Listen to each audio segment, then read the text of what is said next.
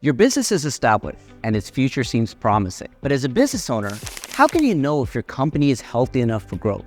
Hi, I'm Mufuz Chowdhury, host of Growth Decoder, a podcast by CWB that digs into pivotal moments that entrepreneurs face and how they rose to those challenges. If you're thinking about expanding your business, there are 3 areas where you should take a close look under the hood: your available capital, capacity and efficiency, and the expertise of your management team.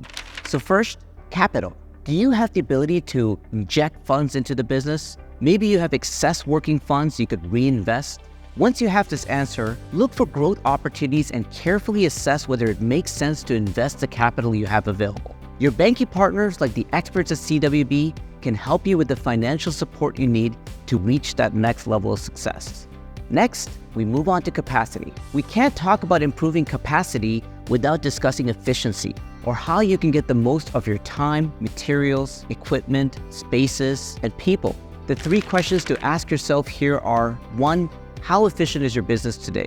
2, what would a 3, 4, or even 5-fold revenue jump mean for the efficiency of your business?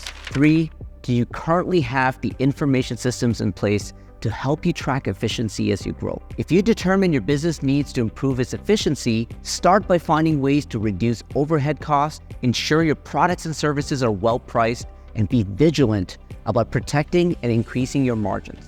Lastly, let's tackle management. As your business grows, it's likely that its complexity will too. That brings new management challenges. So ask yourself if you have the right people in place to navigate every twist and turn. Make sure you thoroughly understand the expertise and abilities of each member of your management team. Identify any gaps to train for and hire for the qualifications you need if necessary. Take care of your people by developing a strong culture and retention plan. And remember, business owners are part of the management team too. So make sure you're taking care of mind and body so you can remain a sound leader.